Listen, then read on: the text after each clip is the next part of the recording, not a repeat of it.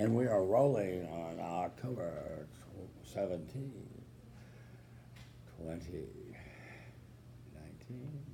2019, where it's a beautiful day in Los Angeles. Sunshine is shining. We go to school in beautiful brick buildings. It's well landscaped, which inspires us to excellence. This is one of the reasons U.S. News and World Report recently ranked as one of the top undergraduate institutions in the nation, one of the top research institutions in the nation, yes. And so we, of course, are going to see why when we see this first report by Miriam. And we want to maintain that status by continuing our excellence in research and speaking. So I want to first say that we are talking about, do we lock up too many people? So people have been randomly assigned in this class to say that we should incarcerate more or incarcerate less. And the opinions you're seeing them give in this videotape do not necessarily reflect their personal opinions, so please do not think this is their personal belief.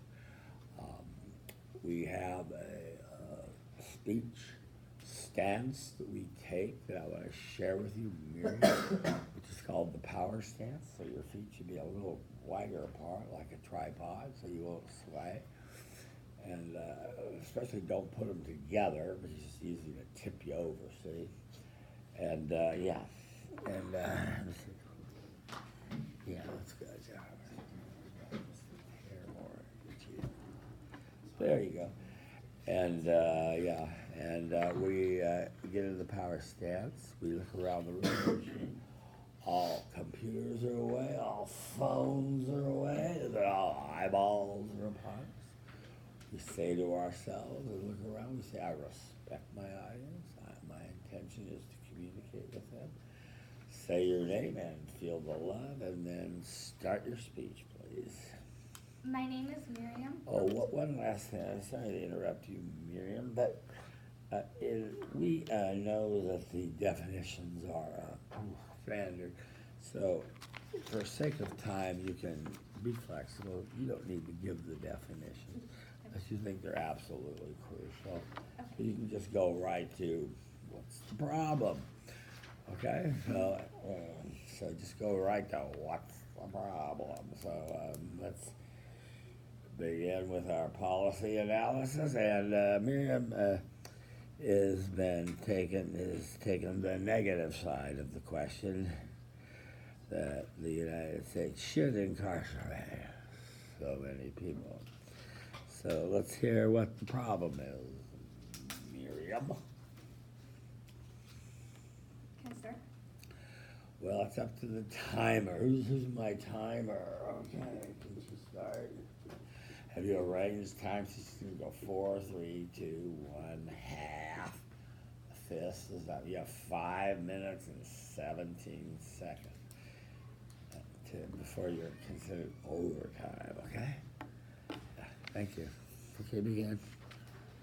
My name is Miriam Gorbatov, and Hi, today Miriam. I will be taking the negative stance on the prison debate.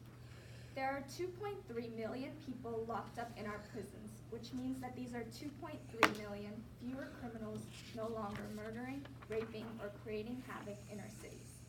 The United States is fully justified in incarcerating people who commit crimes, regardless of numbers. I will prove that the United States is not incarcerating too many individuals, but rather is incarcerating proportionally to the number of crimes committed. Incarceration reduces crime, provides justice for victims, and is a deterrent for future criminals.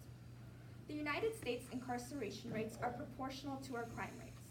Although the United States incarceration rates have been higher than other developed countries, there is evidence that suggests that incarceration is strongly correlated with lower crime rates.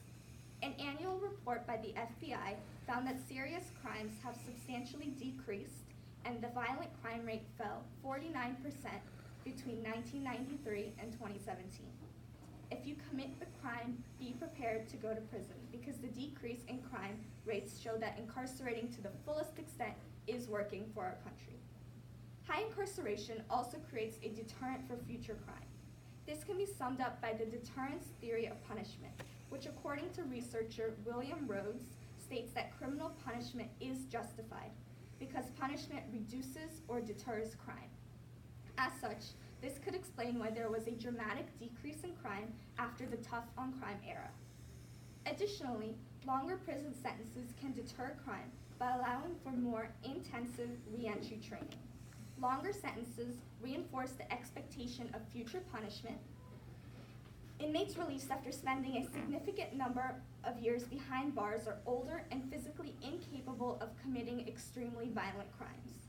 Therefore, the assertion that the U.S. locks up too many people is ignoring the deterrence that incarceration creates. Thirdly, incarcerating to the fullest extent protects victims and gives them justice. Rape victims, assault victims, and domestic violence victims all need to feel that justice was served, and the best form of compensation for victims is seeing their assailants dragged off to prison. Victims want justice and deserve to get justice. Therefore, the U.S. is justified in incarcerating as many criminals as they want for justice to be given to victims. There is always the question on how to solve the problem. As long as there are crime rates, incarceration rates must be comparable. Incarceration is vital to ensure that dangerous individuals are off our streets. Secondly, the U.S. needs to put forward more legislation to create more in-prison rehabilitation programs that ensure that prisoners have a stable and secure parole plan upon release. According to legislative analyst Mac Taylor, a vast majority of prisoners are being released and not integrated back into society. The Bureau of Justice's National Corrections Reporting Program studied 400,000 state prisoners released in 2005 over a 9-year period and found that 83% of prisoners were released within 9 years of their release. Therefore, one of the simplest ways to reduce repeat offenders is to increase educational and vocational training within prisons to ensure that inmates have the skills they need upon release. With every proposal comes some disadvantages, and the primary disadvantage is the cost. But you don't go over of the incarceration. disadvantages, because that's for your cross-ex person to say. So you don't list the disadvantages. I just had you do that as an intellectual exercise. Oh. Sorry I didn't make that clear, yeah. Okay. So you just go to you want to go to the advantages. Did you list some advantages to your proposal? I believe I did list. I listed the solution. Oh, will the solution work and the advantages? Did you list I that? did. You did that already, right? Okay, good. Just list the advantages and then some of the unbalanced conclusion. Yeah, I'm sorry. Okay. Thank you for being flexible. Thanks Yeah. for being the first one. Yeah. Okay. Don't take this off for time, my interruption. Thank you. Okay. So, White. Borrow code. So will the solution work? So in order to eliminate crime, the U.S. should continue on its trajectory of high incarceration. As long as offenders are in prison, they cannot commit crimes outside of prison. Therefore, crime is reduced because the incarcerated offenders are out of the public. In regards to rehabilitation programs in prisons, properly funded and properly executed programs do lead to a decrease of repeat offenders, thereby decreasing crime. In Ohio, for example, inmates who enroll in college classes have a reoffending rate of 18%, while prisoners who do not take college classes have a reincarceration rate of 40%. These in-prison vocational training programs are very effective when properly funded and provide a great return on investment, as offenders are less likely to commit crimes if they are given the tools that lead to have successful crime-free life.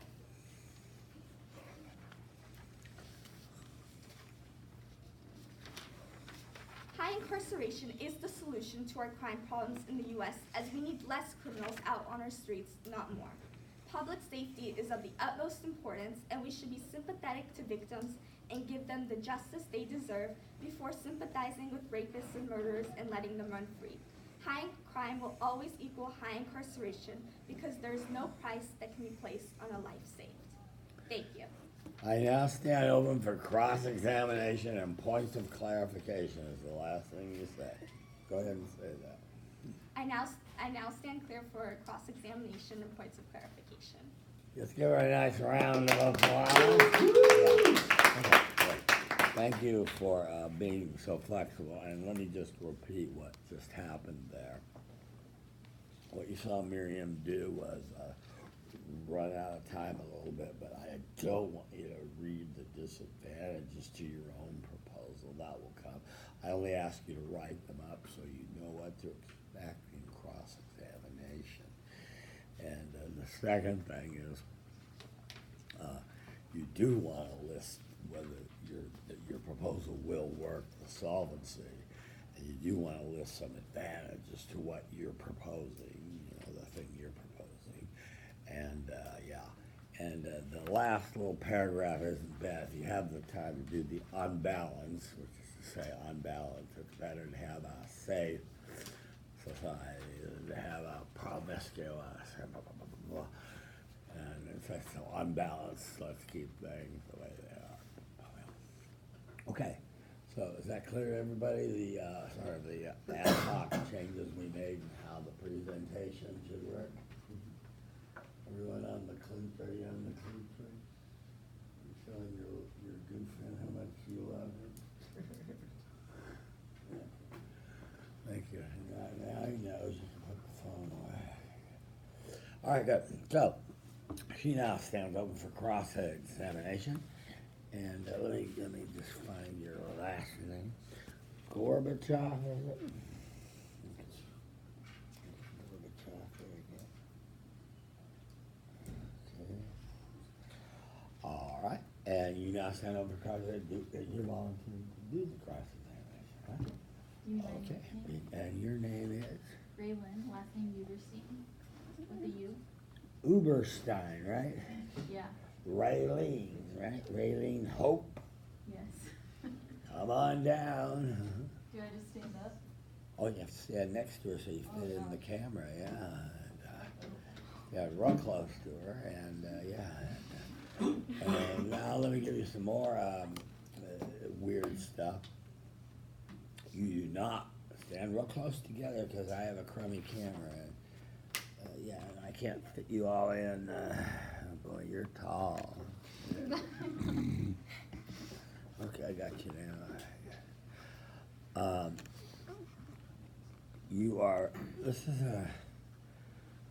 Debating is a process of persuasion.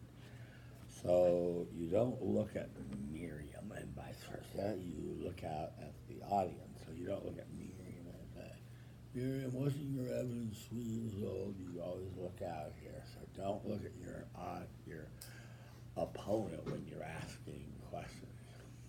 Okay. Just as good lawyers, even though they're looking at the witness, will always have a third eye looking at the juror, or they'll have a trial consultant who's reading the jury as they do the cross-examination to see how it's going. Okay, so let's now hear from is it Raylynn or Raylynn? Raylynn. Raylynn? Yeah, Lynn, like Ray. Raylynn. Okay, Yeah. Raylynn. Okay, good. Thank you. Okay, so my question was, how do you expect to pay for this? There's a lot of like poor people in our country who can't afford to take more out of their paycheck to put more people in prison. So private prisons are a lot cheaper than public run prisons. So that's something that can happen. I'm bad. Start over. I should have turned my phone off. I'm so sorry.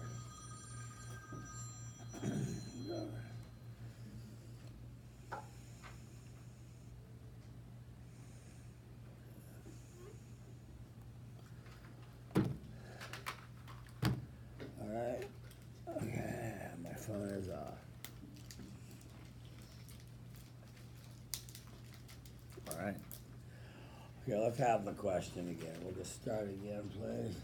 Okay, so my question was, how do you expect to pay for this? Because there's a lot of like low-income people and families in our community that can't afford to take more out of their paychecks. So private prisons are a lot less expensive than public prisons. And then it comes down to whether we want to keep our streets safe or worry about the financial part of it. The benefits outweigh the costs as we ensure that dangerous criminals are off our streets. And I'd rather have someone dangerous put in prison than worry about the costs. Okay, good, thank you. You have 3 minutes, so keep Oh. it going, darling. Do you have any? That's why, by the way, you all should have been taking notes on the debate and thinking of questions, because in the future I'll be just calling on people like I should. Do you mind if I get my brief? Sure, I should have said Thomas Churchyard, you'll do the cross-examination, you just go up there. Was that theoretically what I'm doing that now? I just happened to look down at your name. It's a good name. So am I still?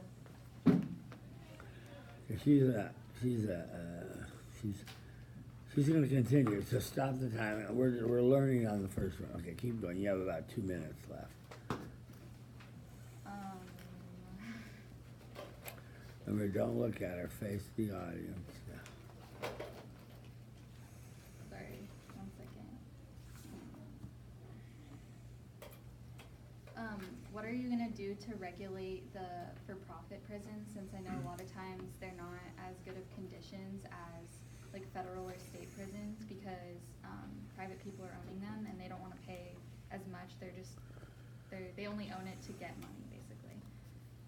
Well, we're talking about prisoners. Prisoners broke the law, and therefore their rights are taken away. So they don't really get much of a choice of where they end up, which prison they end up in. If they don't want to end up in prison, then they shouldn't commit crimes. But they should have a harsh sentence, and that means poorer prison conditions than in public prisons, then that's what it's gonna be to keep our streets safe. Do you think it's worth proposing new laws to make these prisons better? Because even though they are criminals, like there is still like a humane part of us that needs to make sure these are like living conditions, that they have like food, blankets, pillows, like basic necessities. Well, I think even private prisons will make sure that prisoners do receive 3 meals a day and receive the basic necessities. Now, in terms of the extracurriculars, the rehabilitation programs, that's something we could talk about to include, but that's not a guarantee, and prisoners should not have a choice about where they're gonna go.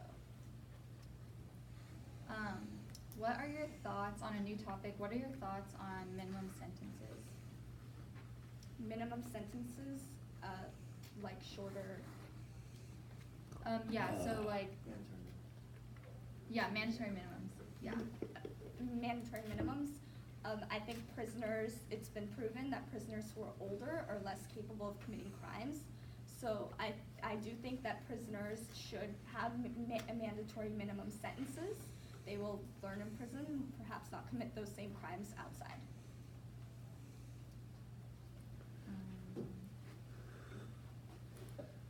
How much time do you have left, ma'am? 5 seconds, okay, that's enough, thank you very much, okay, you wanna stay up there just for a minute, okay. Well, I'll start with the cross-examination. Does anyone want to comment to the 2 young ladies on their cross-examination? On how they did. On how they did, and what they liked, or how they might improve? Yes, please, stand up and say your name. My name is Hannah. Your name is what? Hannah. Hannah, hi Hannah. Anyways, so I really liked how you responded to the questions that you proposed, because you were very stern and you didn't move on your argument or anything like that. Mhm. And I thought it was pretty informative what you said. Yeah. I would, Hannah's comment to praise, I'm assuming you're praising Miriam, right? Mhm. Yeah. Miriam had her philosophy down, and she said, you know, my value is safety, and that's my position, and I ain't moving from it. And so she knew every question that was thrown at her, she was going to think of the answer in terms of, does this help or hurt safety? And she gave the answer convincingly in those terms. And I agree with Hannah that it was done convincingly. And yeah, and I'll get ahead of myself, and I'll just throw my little comments in now in between this. But you didn't know this, but on the class website, there's an article that I wrote with the dean of the school, of the law school at Michigan, on doing cross-examination that I suggest you all read, and it will help improve your ability to do these cross-examinations. I should have suggested you read it before, but anyway, the first thing is you want to do some follow-up questions, not just give her a question and let her pontificate, but follow up and say, well, doesn't that mean that this and this? And so you don't just let her get away with these big, great answers, sort of two softball questions. Okay. Anybody else have a comment on the cross-examination? No one does. Okay, well, yeah, let me say just a couple of things. I agree with Hannah. You handled it very well, and you were not scared or shaken. That's to Miriam. To my friend Raylynn, you did much better when you had your script and you could talk to issues and ask questions.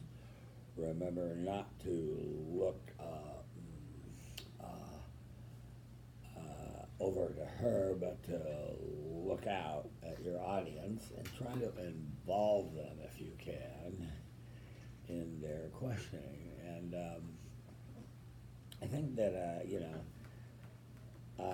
I think that this thing about we'll just keep them in there till they're too old to do any crime. Maybe you could have probed that a little bit more and questioned that a little bit.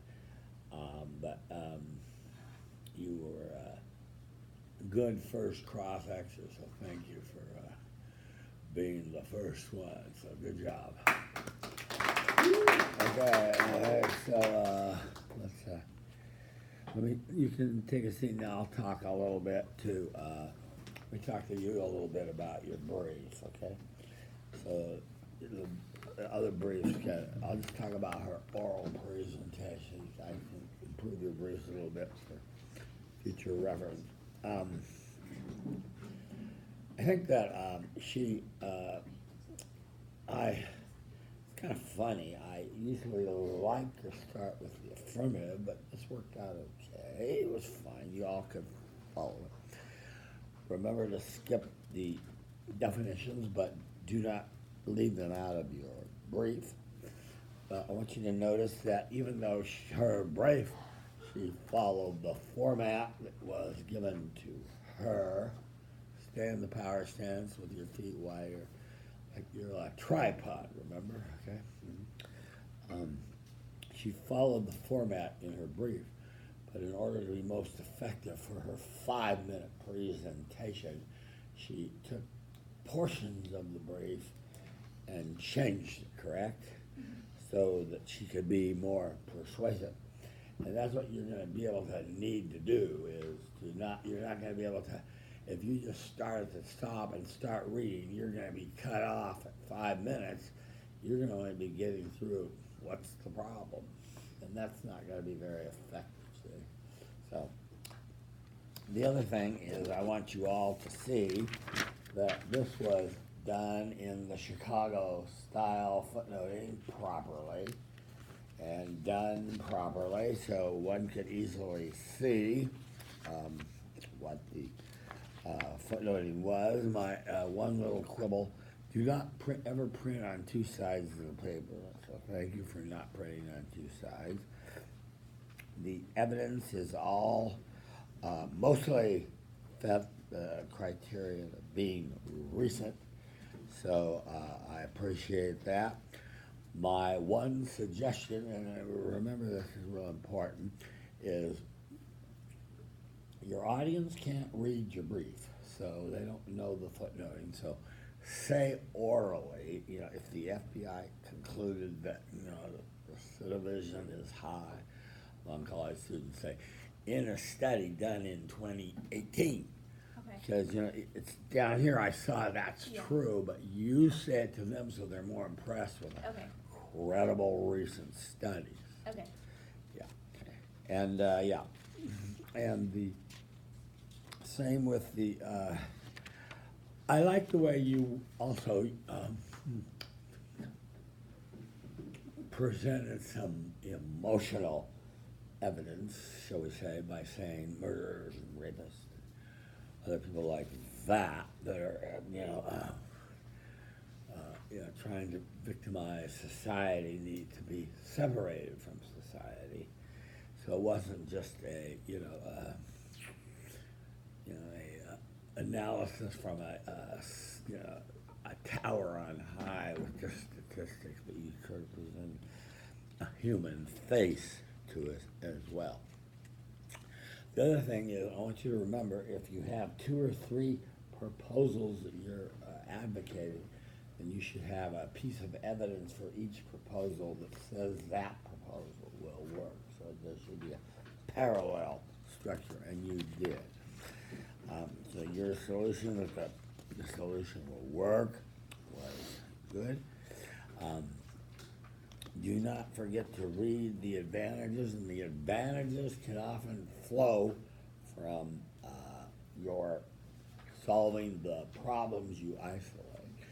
In your problem section, the advantages, we will solve the problem. And you did that well, and my one quibble is I like to hear the sort of the unbalance and just say, basically saying, you went to the value thing and say, I don't care what happens, but, I'm always going to come out on public safety side of the thing. So, very good job, and so thank you for being the first person. And also I want to say that Miriam also, even though she did the Chicago-style full footnotes at the bottom, she also presented, as you must, a full bibliography at the back. So that's the full Chicago style. Some people think because you did it in the beginning, you don't have to mention it again. So you need to have a bibliography in the back. So very nice job, Miriam. Thank you. Thank you.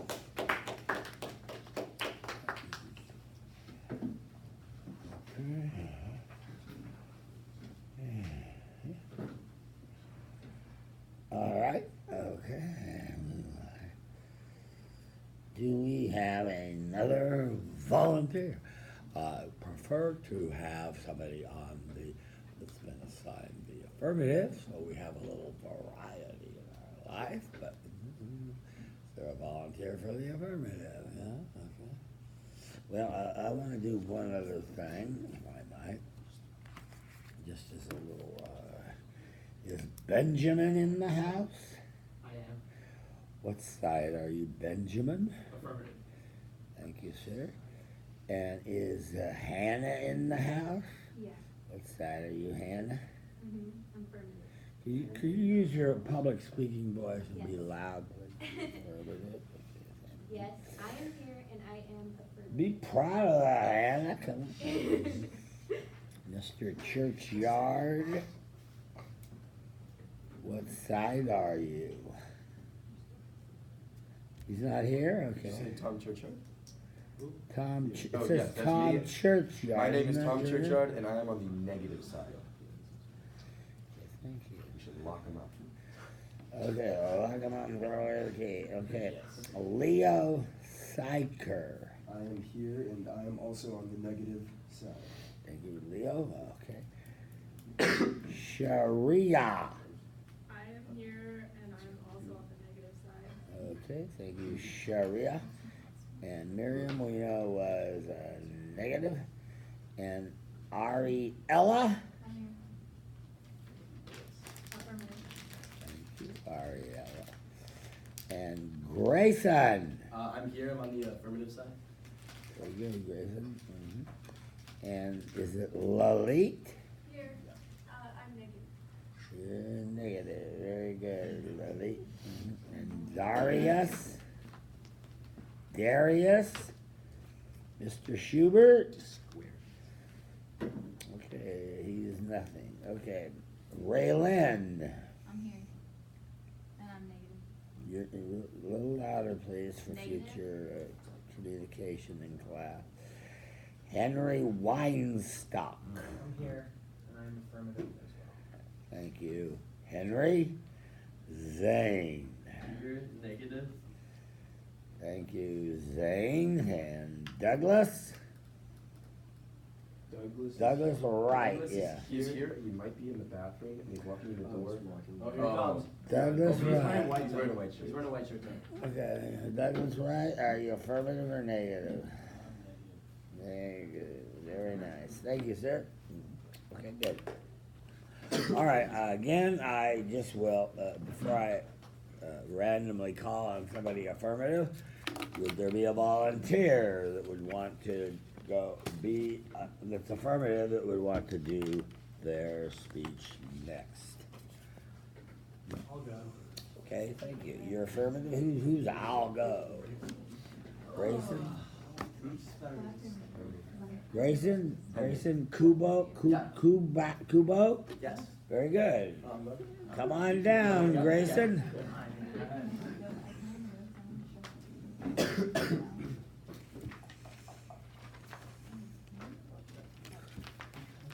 Okay, Grayson, let's rock and roll. Okay, good. Okay, that's good. Yeah, that's a real tripod. Okay, just a minute, Grayson. You're a little taller than Miriam. Okay, got you down. Okay.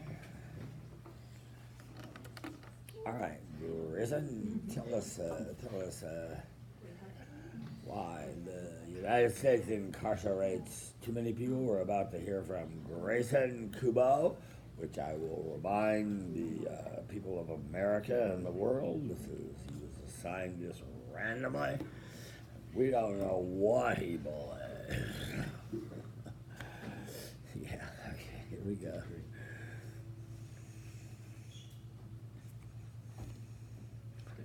I'm Grayson. Are you ready? Okay, sorry. I'm Grayson. I'm proposing a policy case in the affirmative. Any and all positions on prison reformation boil down to a rudimentary difference in opinion on the purpose of the penal system and the balance between punishment and rehabilitation. Those who see the system and its potential for deterrence advocate to increase conviction rates, prison sentences, and privatization of prisons. Those who see the potential for correction recognize the potential of looser sentences and rehabilitation in lieu of imprisonment. Sentencing in the federal prison system is largely dependent on the judge's interpretation of this penology. The fate of a defendant can be based on where a judge sits on the spectrum between the two contrasting attitudes and between harsh treatment and social constructiveness.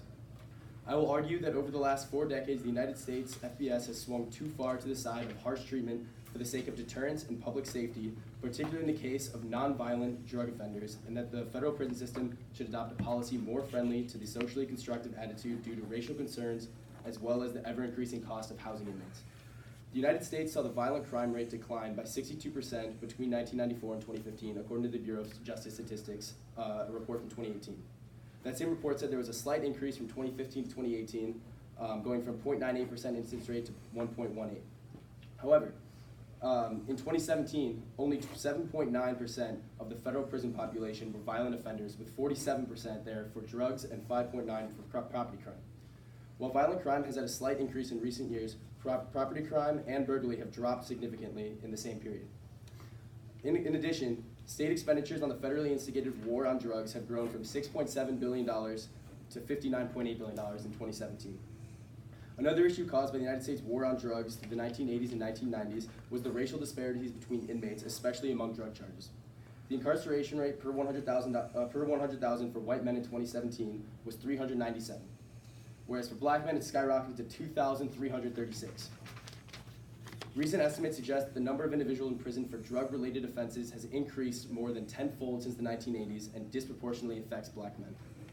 Black individuals comprise nearly half the prison population, and they're mostly sentenced for drug offenses. Another problem is policing and how police go about managing crime. In New York City, the infamous stop and frisk policy was used between 2003 and 2014. And between 2003 and 2014, over half the police stops were conducted on black Americans, while only comprising 22.8% of the New York City population. White men only made up about 9% of the stops.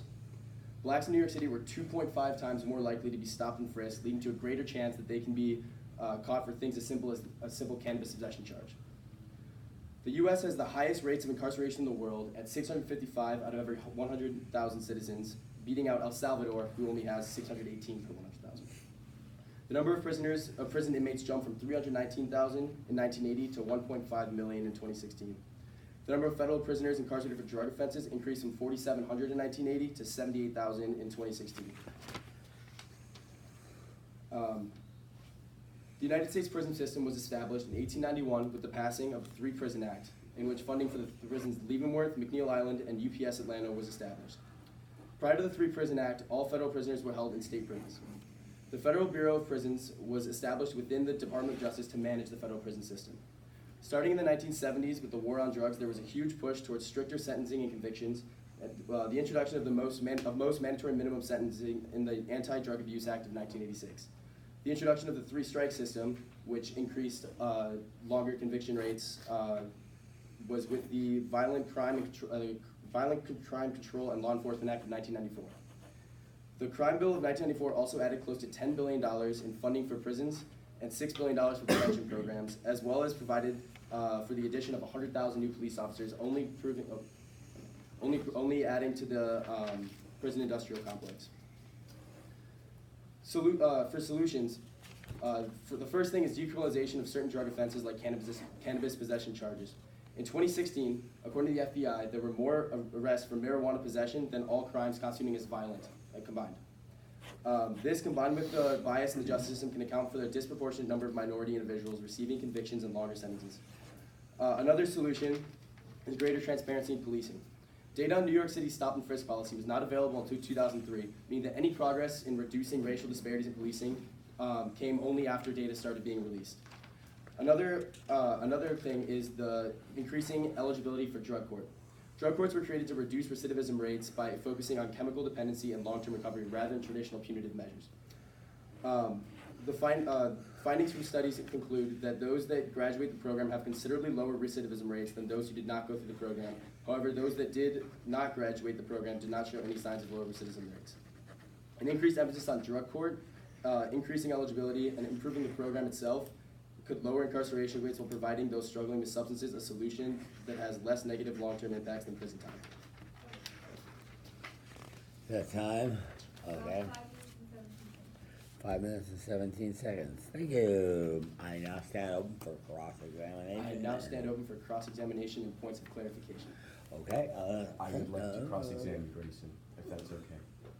What? I would like to cross-examine Grayson, if that's okay. Well, there's four of the, you're not the only person in the class. Yeah, that's fine. Yeah, and also, who raised their hand to cross that? Who's the only one? You two? Okay, all right, well, okay, I guess you spoke up, so your two are friends. I don't want this to turn into a, I hate your mother. She's gonna be. Oh, no, we're gonna be right, civil. yeah, all right. Okay.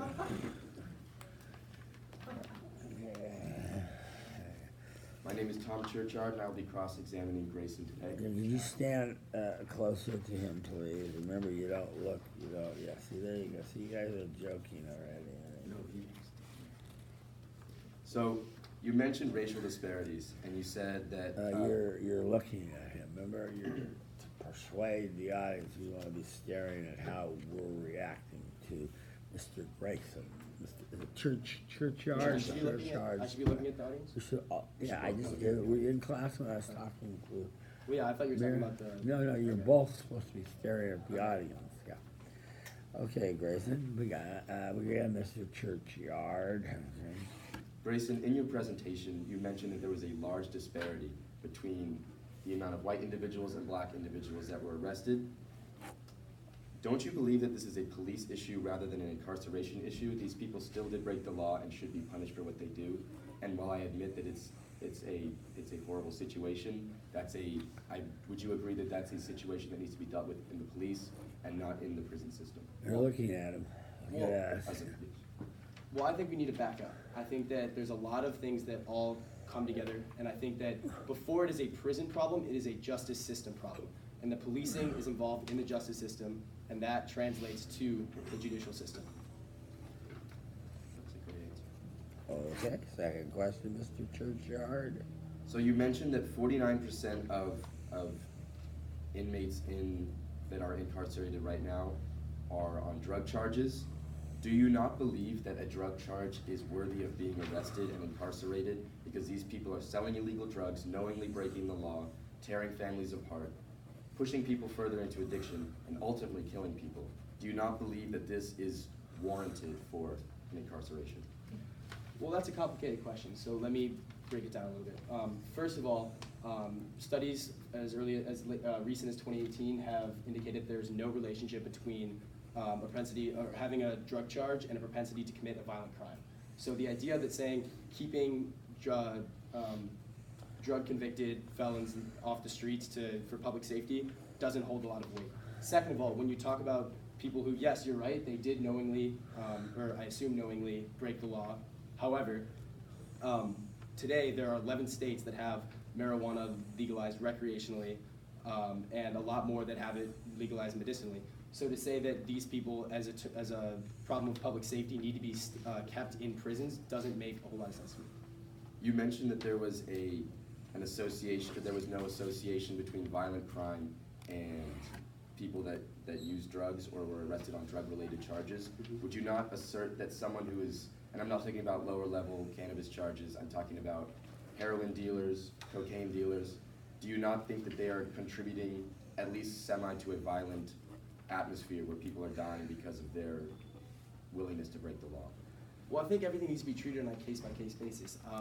I'm talking specifically about nonviolent drug offenders, specifically when it comes down to possession. If it comes down to trafficking or intent to deal, etc., I think that's a separate classification of charges that need to be dealt with separately.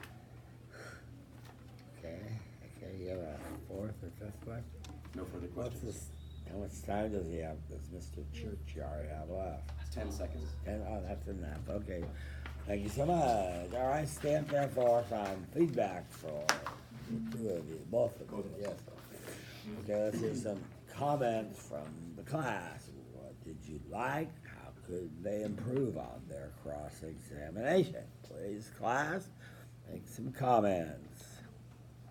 Okay, yes, please. Well, I- Stand up, say your name, and practice public speaking, boy. A nice, loud public speaking voice. My name is Miriam. Hi, What- Miriam. What I like that Thomas said was that he didn't let Grayson have the last word on the drug charges. He pushed him on that subject, and I think that was excellent cross-examination. Thank you for noticing. Okay. Yeah, that's a good strategic thing to think about, and what you want to leave the judge with. You want to have your best question first or last, and you want to, because the primacy and recency concept that we've learned from psychologists is what your audience is going to remember the most, both in your speeches and in your cross-examination. So that's what they take away from this. And so if you can structure your best question and answer that you're going to be sure you'll get a good answer on first and last, then you'll be in good shape. Some other comments, positive and or constructive? Yes, please. So my name is Raylynn, and Hi, Raylynn. this isn't really about what you guys said, but I really liked that they really had like good posture and stuff. I think that it showed that they stood for their points and were confident in what they had to say, and I think that's really important during the speech. Yeah, okay. I think that's a good point. Raylynn, right? Yeah. I think if you're up there slouching, they both have good posture. They seem to be comfortable in their own skins, and they don't seem to be. I don't belong at UCLA kind of feeling. So that's a good show if you can stand like that confidently, and that's very good. Yes. Yes, please. Yes, sir. My name is Ben, and just a Hi, general Ben. word of advice. I think it's important to state which study you're referring to rather than just saying various studies, Yeah. because it leaves Oh, ambiguity to yes, I'm gonna talk to him about that significantly. Yeah, this is my pet peeve, as I'm sure you know, and this is what happens mostly in general argumentation in the real world, is people, well, a study said, and we're trying to get away from that by having you cite the studies and the date and the name of the scholar that did it. And you should be able to say who did the study and what year. See?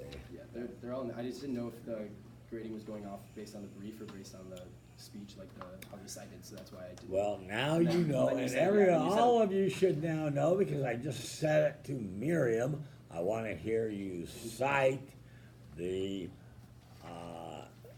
date and the scholar that did the study orally, so because they can't read your footnotes. Yeah. So you have to present it orally to build the credibility of your argument orally. Thank you. Any other positive comments or helpful criticism for Mr. Churchyard or Mr. Grayson Kubo? Okay. Mr. Churchyard, I thought you had some pretty good arguments, good questions, and I did like that you followed up on one of them, and that was important because you were able to get at some of the inadequacy of his answer, so that was good. And you got, as was suggested, was sort of the last word. Grayson, you can be more effective in entering the question by not making general references to study and knowing your evidence and your case better and being able to cite it and to be able to cite it with greater certainty. Okay? All right, let me talk now to Mr. Grayson Kubo, so you can have a seat, Mr. Churchyard. Grayson, you did a good job. One thing I want us all to learn from Grayson's mistake is I want us to all learn to time our speeches and make sure we get through our whole brief, including the solvency, the advantages, and the unbalanced question in the 5 minutes and 17 seconds, because you leave your audience kind of hanging when you leave those parts off. And the best solution is not to read every last quote you had under each assertion. See? One of them's enough, skip on to the next one, because some of these you have worst crime rate decline, you had 4 under one, so you just do 1 and then move on. See, okay? So that's my first point to you. This is important for all of you to hear and remember. I have given you a narrative to do your conceptual analysis of this policy question. And so I want to hear the narrative. What do I mean by that? I wanted to hear Grayson say, so folks, what's the problem? Well, the problem is, and then I wanted him to say, so how big is the problem? Well, it's damn big. It's bigger than El Salvador and blah, blah, blah, blah, blah, blah. And then I wanted him to say the third question, which is the inherency or the causal question. Why do we have the problem? Well, we have a bunch of, yellow-bellied politicians that wanted to get reelected and did these three things, blah, blah, blah, blah, blah. But you see, by doing that with a louder voice, you're easier to follow.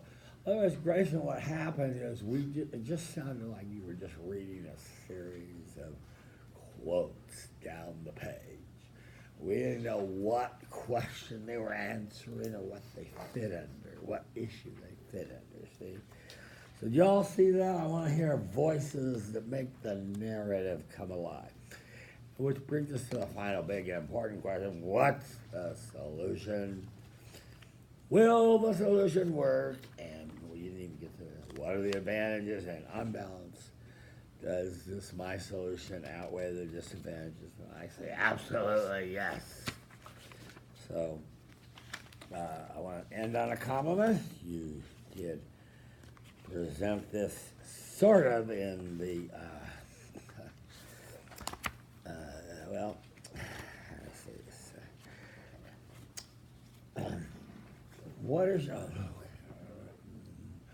What is your understanding of the Chicago style of footnote? I did APA, an accident. What? I did APA, not Chicago. And that would be, why did you do that? Because there was a couple of different, I know you said Chicago in there, and then the example was all in APA. APA, yeah, Which you and said I too, but then also there were apologize for different, that, like, yeah, I page numbers, so I apologize wasn't sure for which one to do, so I just followed the. And I must take responsibility for that. I'm going to probably put Miriam's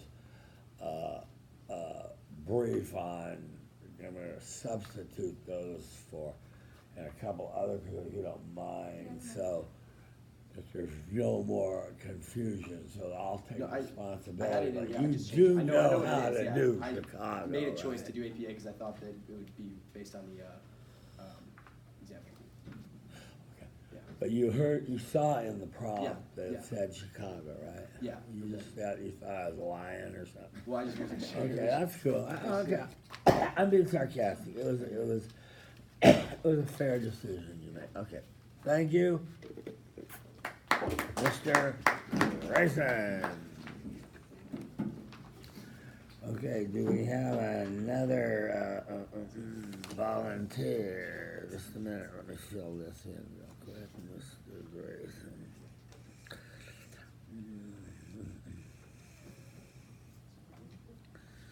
Kubo, Grayson, Kubo.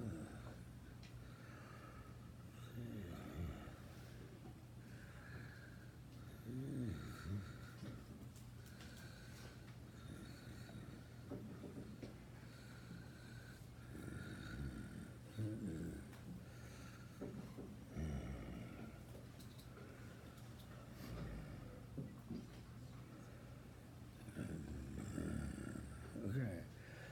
All right, I see, okay, I see we're going to turn around more.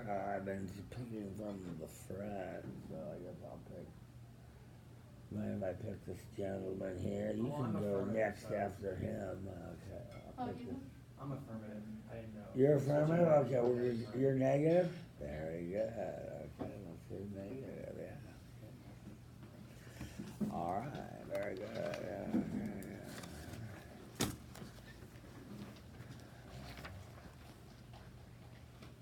Okay, thank you.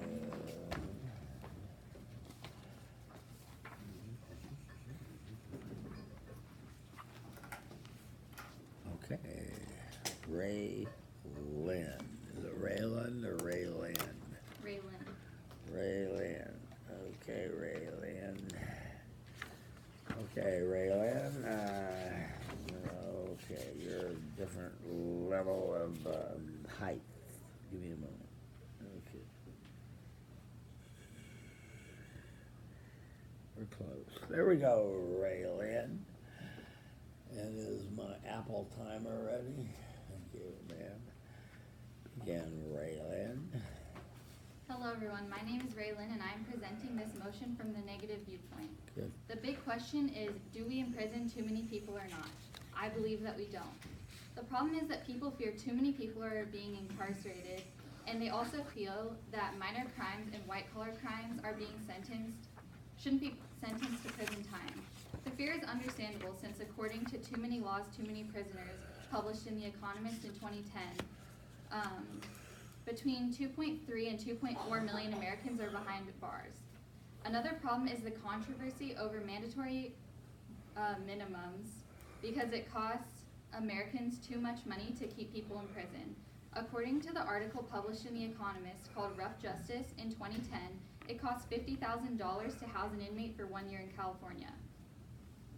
There is also the problem of prison overcrowding. According to Too Many Laws, Too Many Prisoners, published in The Economist in 2010, federal prisons house 60% more inmates than they were designed for. While these are all compelling arguments, here's why I believe that we do not incarcerate too many people.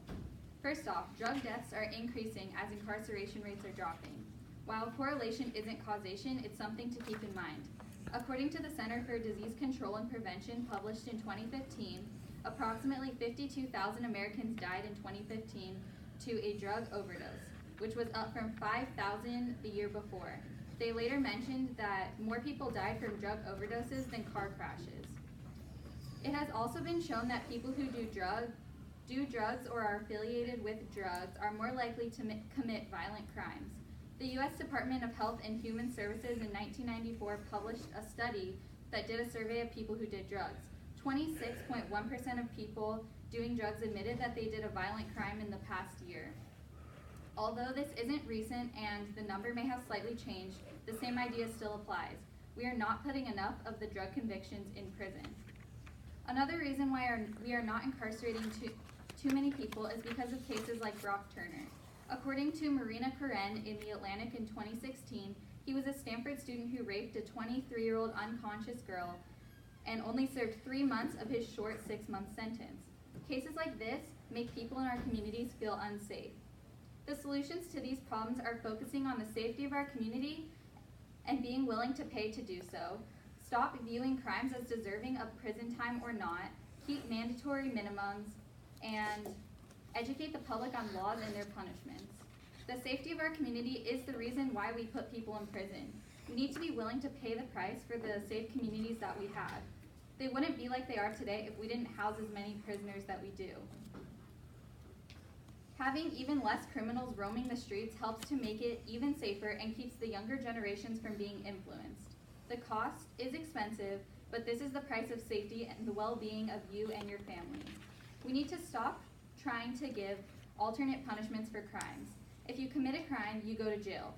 According to Jason W. Swindle in his article published in 2018 called Community Service Should Not Be a Punishment, he states that making community service a punishment for committing a crime sends a message that community work is unpleasant and only performed by those in trouble with the law. He later goes on to explain that having community service as a punishment discourages current probationers from volunteering in the future since it is associated with committing a crime. Fines are not any more helpful than community service. For a wealthy person, a fine means that they get to be free and keep committing their crimes. According to Alex Sheeran Beck in the New York Times in 2018, punishment is supposed to prevent undesirable conduct from happening in the first place. Flat fines deter the wealthy less than anyone else. Mandatory minimums will help create a more equal law system and ensure that every lawbreaker serves the minimum time needed to benefit them and society. It creates consistency for the amount of time that someone serves for a given crime. It also helps to prevent unjust sentences like the Brock Turner case and eliminates bias because it sets the same level precedent for everyone. Next, the government needs to make sure that the public is educated on the laws that will be enforced. If there is a law that should not warrant prison time, then that shouldn't be a law. Lastly, building more prisons will help to combat the large amount of prisoners in America. If taxpayers don't want to pay to build the prisons, then we can focus on building more for-profit prisons and making living conditions and restrictions safer so that they mirror federal and state prisons. Thank you. Okay, what was that time? 4 minutes 4 minutes and 48 seconds. and 48 seconds. I now stand open for cross-examination and points of clarification. I now stand open for cross-examination and points of clarification. One thing I want to say to you is, don't move, but I want you to look where you're standing. You're almost at the back wall, as if you're afraid of public speaking.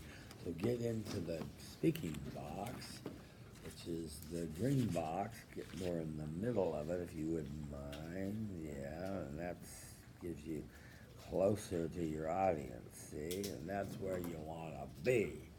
You don't want to be far away. You want to be right in the body bubble, not breaking their body bubble, but as close as you can be. So, let me turn around and move my achy legs around and see if there's somebody in the rear who wants to do a cross-examination. No one in the rear? Okay, well, you're kind of in the rear. Go ahead and go up.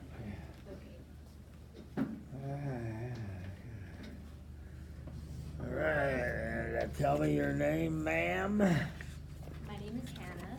Hannah, just a minute. Hannah and her sisters. Just a minute, Hannah. Hannah Montana. Just a minute, Hannah. I gotta find, what's your last name, Hannah? It's Brown. Hannah Brown. Hannah Brown, there you are, Hannah. Louise North Brown. Hannah Brown. Hannah. And we just heard from Raylynn.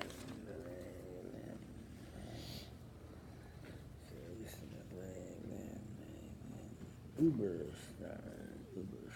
There you go. Okay, well, this is your second cross-act, right?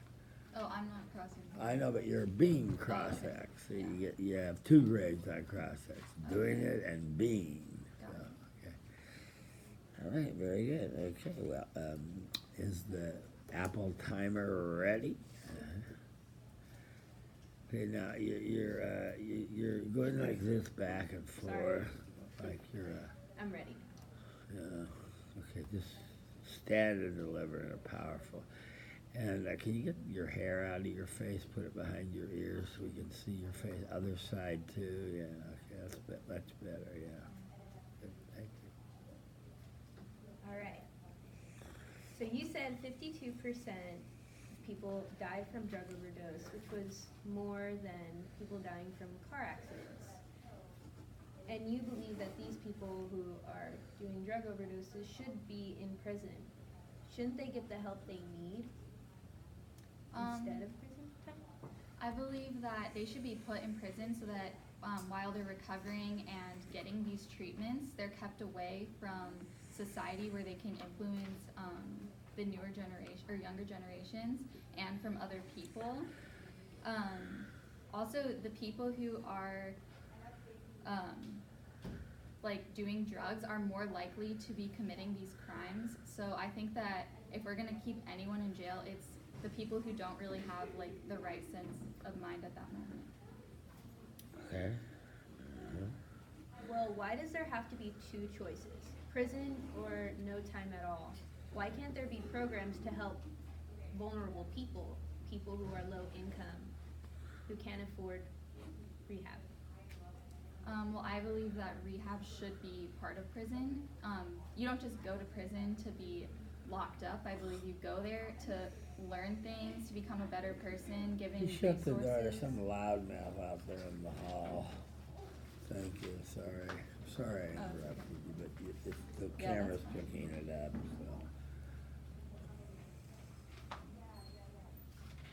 So.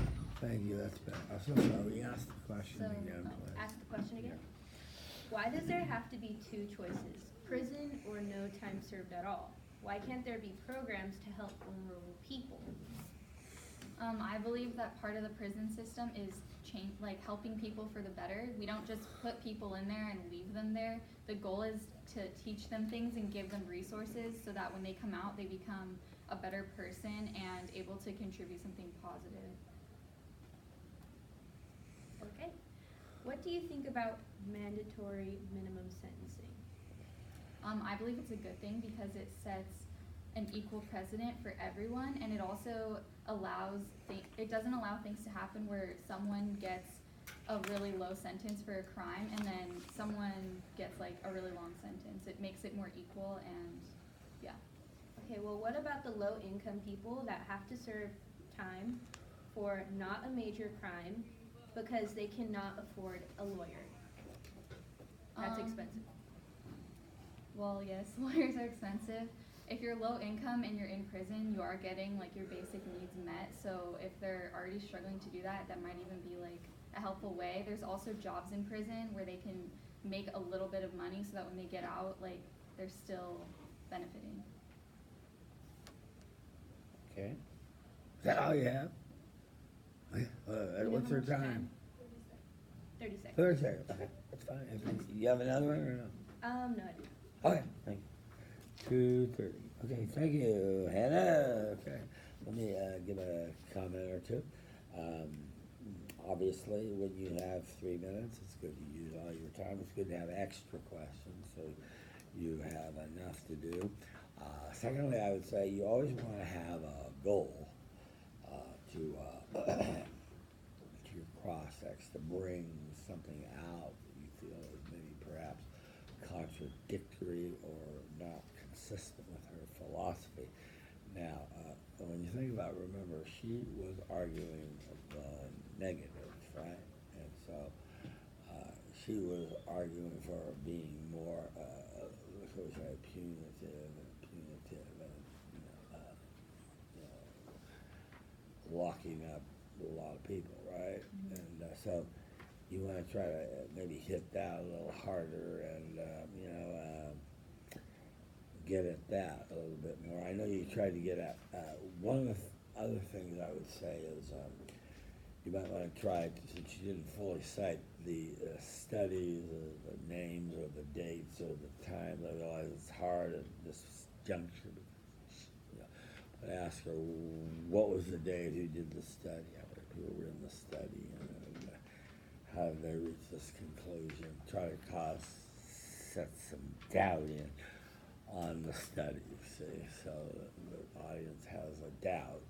And the final thing I would say is you could ask a follow-up question if you feel that her answer was inconsistent with her philosophy or wasn't satisfactory to what you were trying to get at, okay? All right, thank you, Hannah. Mm-hmm. You can have a seat, Hannah. Hannah Montana. What's your last name, Hannah? It's North Brown. Brown? North Brown. Oh, Brown, there is North Brown, north by northwest, okay. All right, Hannah. All right, and the one thing I would say about your cross-examination is you seem to be a little bit scared and not really certain of your answers, and I think why don't you move back over to the center? We saw when you watched the tape, we saw some of the other students with Miriam, for example, but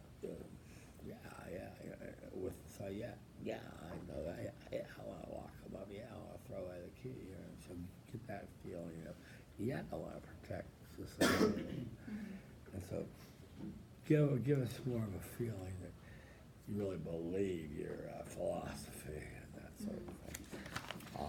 On your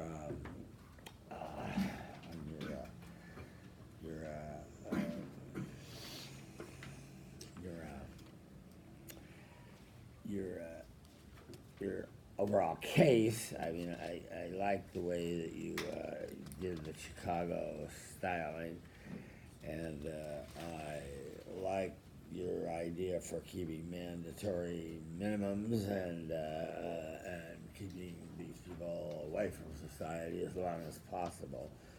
I thought that was a good point. I would have made it a little stronger and saying, these are dangerous people and that sort of thing. And the other comment I made about, about making the narrative a little bit stronger with your voice of what am I proposing as a solution? Will it really work? And, showing the advantages to what I'm trying to do. And on balance, is it better to lock them up? And, and I think the other thing, no one has touched on this yet, but, Everyone tries to shame us into saying, gee, we lock up more people anyway in the world. Tough. You know, tough. You know, we that's all right. They just like saying that we're the only civilized country that has the death penalty. Tough. You know, we've decided to do that, right? You know, you're supposed to shame us with that, right? And you just don't be afraid to embrace your philosophy is what I'm saying. You don't necessarily have to say you believe it, but I'm just saying, try to embrace it a little bit more. So anyway, nice job. Thank you. Thank you. Okay. All right. So now we'll have an affirmative. If there's a volunteer, let me look to the rear. I'll go. Okay. Thank you. How we doing our time? We're doing pretty good. Okay. Yeah, just a minute, sir. Just set it right there.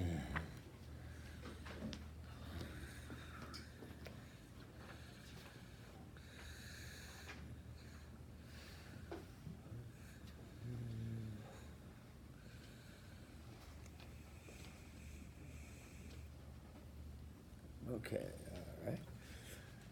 Okay, oh boy, you're a basketball player, huh? Yeah, I very wish. good. You're on scholarship, how excellent. That'd be nice. I mean, I don't think so, actually. You know, they run those kids ragged from 5 in the morning till 10 at night. So. When they're making millions of dollars, they'll be happy. Okay, great. Well, okay, I got you. Okay, would you mind just taking a step back? Let me try to go back a little bit too. I'll try to do this too. Go again. Oh, there we go. Okay, we're good now. Okay, now we're good. Okay. All right. Okay, do I have your brief? Is this it here? Yeah. Very nice. Okay. All right. Thank you. Okay. All right. Mr. Henry Weinstock is going to tell us on the affirmative why we should not incarcerate so many people. So, Mr. Weinstock, I see you right under Raylynn Uberstein. So let us begin. Is my Apple timer ready? Thank you, ma'am. Begin. So I am on the affirmative side that the U.S. is locking up too many prisoners. Good. Incarceration rates have tripled in the U.S. since 1970, creating the major issue of overcrowded prisons. Crime rates began to decline in the 1990s. However, the rate of admissions to prisons climbed for 2 decades, reaching a peak in 2006. The reason for this is probably that there are over 4,000 federal crimes, and many times that number of regulations carrying criminal penalties. More than 1.3 million people are currently held in state prisons, while 600,000 people are held in one of our country's 3,000 local jails. Local jails have been dubbed front doors of the justice system, as people who are held there are often not even convicted of crimes yet. In fact, pretrial detention has become an increasingly worse problem, according to CNN, over 76% of people held in jails are not even convicted of any crime yet. Additionally, many states have minimum sentencing laws which removes judges' discretion to show mercy. For example, the 3 strikes laws that have been applied to lesser offenders rather than their original purpose of being applied to violent criminals. This problem has become so enormous that currently 1 out of 100 American adults are behind bars. That equates to 2.3 million people. According to The Economist, federal prisons house 60% more inmates than they were designed to hold. To put this issue in perspective, more people are behind bars in America than living in major cities like Philadelphia and Dallas. Other rich countries have incarceration rates that put us to shame, with nearly the same crime rates. Britain has a level that is 1/5 of ours, Germany 1/9, and Japan 1/12. According to prisonpolicy.org, the system of mass incarceration operates on a budget of at least $182 billion a year. And according to CNN, the budget of the Department of Education is less than half of that, coming in at about $68 billion. This is a major problem with our justice system. If we don't spend more money on the education of young people, especially in areas with higher crime rates, then how can we expect this vicious incarceration cycle to end? How did we get to this point? It began with what The Economist referred to as the ratchet effect. which is when Americans elect officials that have promised to be tough on crime and lock up more people because they feel that will help solve the crime rate. These tough sentencing laws are hailed as the cause even when demography or other factors matter more. Longer and harsher sentences are being given out for crimes that are rather benign, and jail churn is particularly high because most people in jails haven't been convicted, as I already mentioned. Drug offenses still account for the incarceration of almost 500,000 people, and nonviolent drug convictions remain a defining feature of the federal prison system. Finally, laws like mandatory minimum, three-strike laws, and truth-in laws have trapped people in the system. Mandatory minimum sentences were originally intended to promote fairness, however, they actually took power away from judges and gave it to prosecutors who could threaten to charge defendants with crimes that would trigger a mandatory minimum. In fact, the Brennan Center for Justice states that facing a harsh sentence from which there's no escape, a defendant can often feel coerced into admitting their guilt, even sometimes falsely confessing. Federal judges have come to dislike mandatory minimums, especially in drug cases. The three strikes laws have resulted in, three strikes laws, a person is considered to be beyond rehab after committing 3 crimes. As a result, once they've reached their 3rd strike, the penalty is much more severe than it would be normally. There are people today spending their lives in prison for committing only 3 petty crimes. Sometimes the cost of those crimes combined is less than it costs to keep the prisoner in custody. These laws were actually designed to have a deterrent effect, and they've had the opposite. And finally, truth-in sentencing laws eliminate all opportunity for early release to ensure that the sentence the judge imposes is what a person will actually serve in prison. However, it's been found that eliminating the possibility of early release actually gives people an incentive to comply with prison rules or take advantage of their education or training opportunities. How can we solve these problems? The answer is pretty complicated, but we can begin by editing the laws I just mentioned and begin programs for nonviolent offenders, which is especially helpful for drug offenses, as it has been found in studies that there is, by the Washington Post, that there is no relationship between drug imprisonment rates and states' drug problems. You step back as though you're going off camera. Incarceration should be a last resort, and finally, we need to reform bail. As aforementioned, 76% of people held by jails are not convicted of any crimes, and lower-class Americans sit in jail while the upper-class white-collar criminals are treated how all criminals are meant to be treated, innocent until proven guilty. The advantages to my proposal, first is the reallocation of funding for prisons. With solutions like rehab programs, the money spent on prison upkeep of these overcrowded prisons can be put into programs that actually help the prisoners. While these programs will cost money to run, they would cost significantly less than $50,000 per prisoner per year. Another advantage would be the betterment of the mental health of prisoners, leading to much lower reincarceration rates. And finally, bail reforms would reduce the gap in pretrial detention and therefore also make room for criminals who actually deserve to be in prison. While bail does depend on the severity of crimes, 2 people who commit the same crime should have equal opportunity to be released from prison and retain their right to be innocent until proven guilty. Is my time up? Okay, well, I'm sure that we all know there'll probably be some advantages to your proposal, but we just didn't get to it. I now stand open for cross-examination. I now stand open for cross-examination and Thank you further so much. clarification. Mr. Weinstock, okay. Okay. All right, are you okay? Yeah, sure, you're the first one I looked at. Go ahead.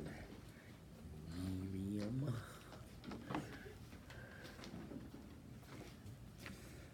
Oh, there's a contrast. All right, good. All right, stand a little closer to each other. Yeah, that's good. That's good. That's fine. Yeah, okay. All right. Okay. I'm ready to hear a cross-examination from Miriam and Mr. Henry. So you provided a lot of criticism of the mandatory minimum sentencing policy. How can you justify letting off criminals without a severe punishment?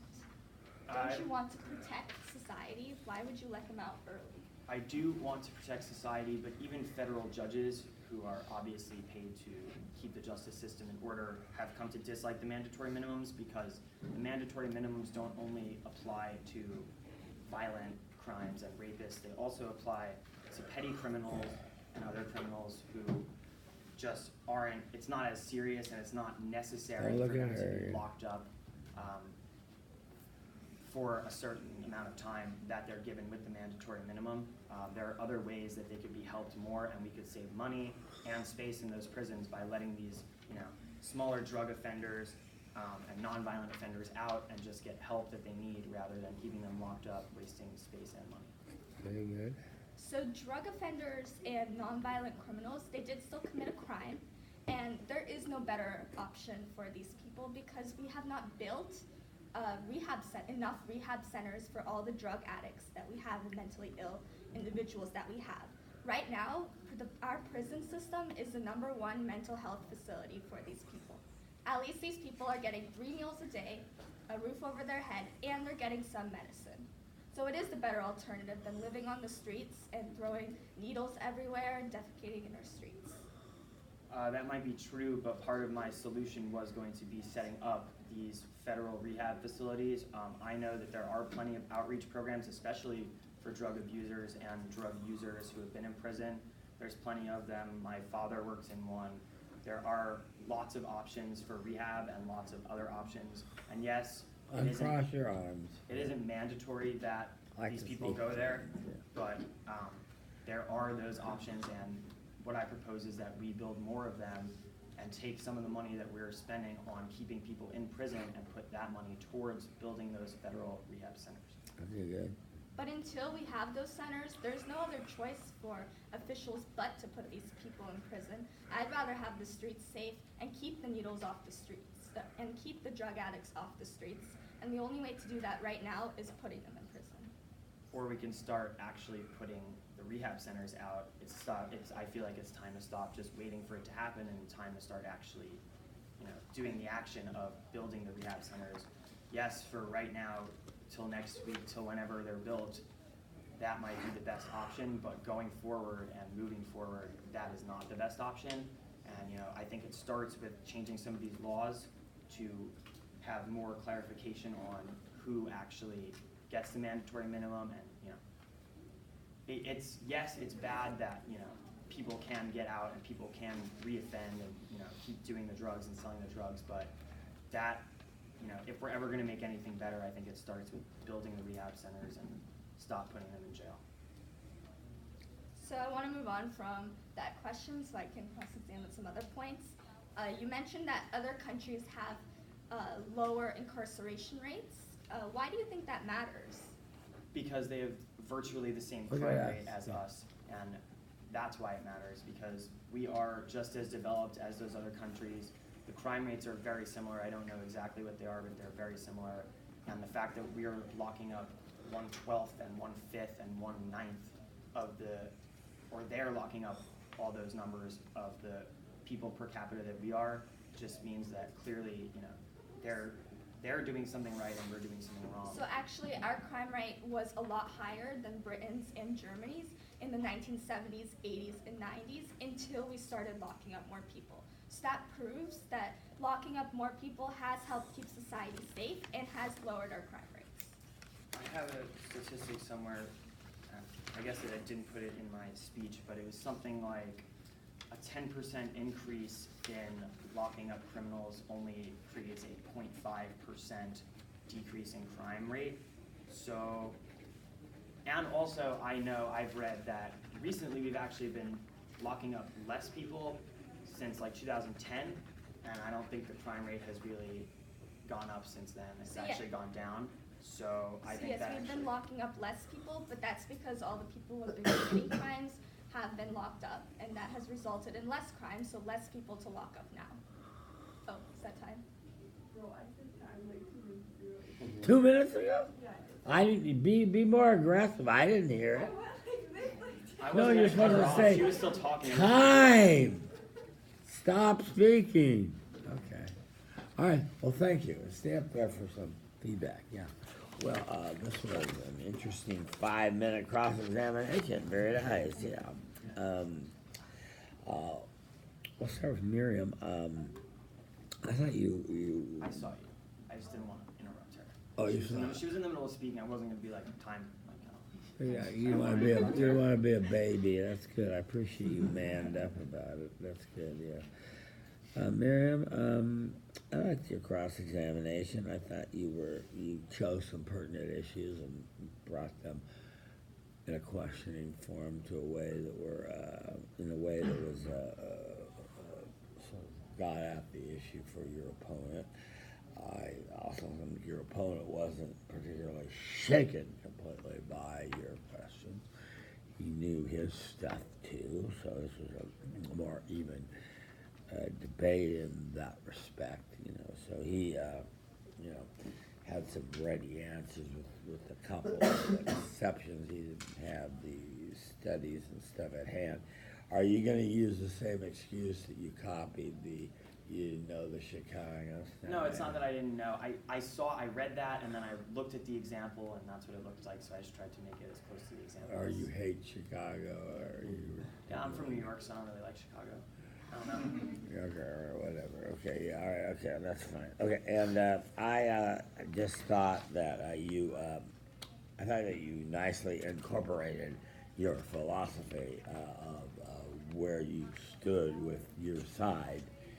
And so I thought that came through nicely, and so that you got that through, and so I thought you presented your side well, so that was good. Thank you.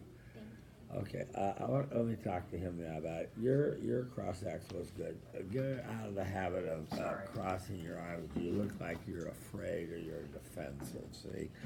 You have no need to be. You were very competent. Your case was very well written and presented. You're a smart guy, and you weren't thrown at all or very, very little by her cross-examination questions. You have a nice equilibrium about being asked these questions. I've seen some students go, oh shit, never thought of that. You know, you were just going, yeah, well, whatever. You know, so that was very good.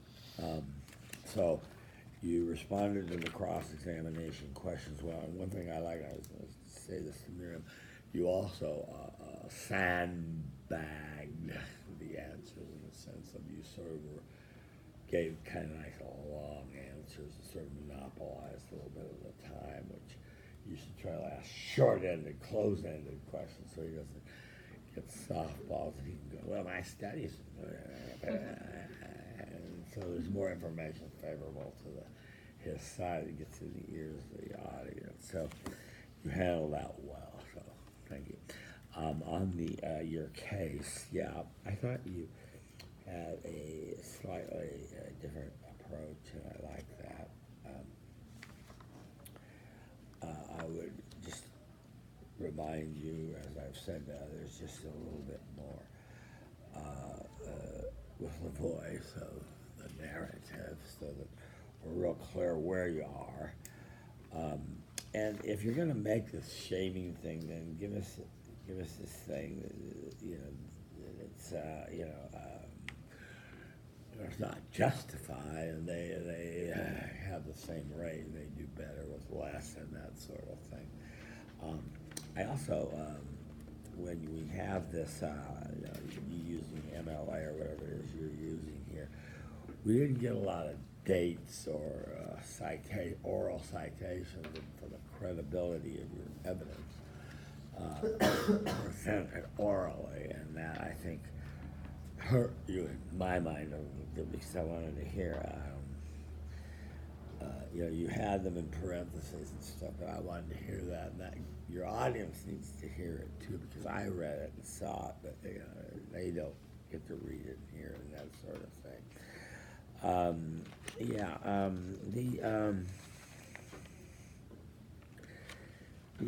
And this is very interesting.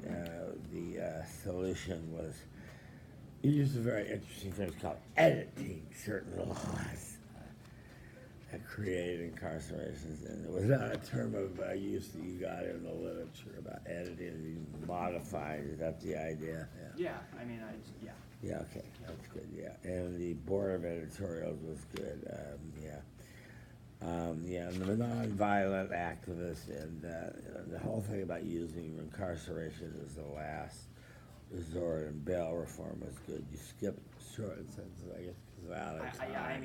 I saw that I was dwindling on time. Yeah, and I wanted to tell you that the last thing I want to say is I admire you the way you were seeing the time and skipping over the second study or second piece of evidence to keep it going. So you were intelligently handling your time and getting out the proper amount of information. So that was very good. So good job, Henry. Thank you very much. Yeah, good. Okay, how are we doing on time? Do we have time for one more? No, I don't think we do. 7 minutes. We have how many minutes? 7. 7 minutes? I don't think we have time for one more. Do we? Or no, not really. No, probably not. Well, there's a couple things I want to talk about before we break for the evening. Give me a second here. Henry Weinstock.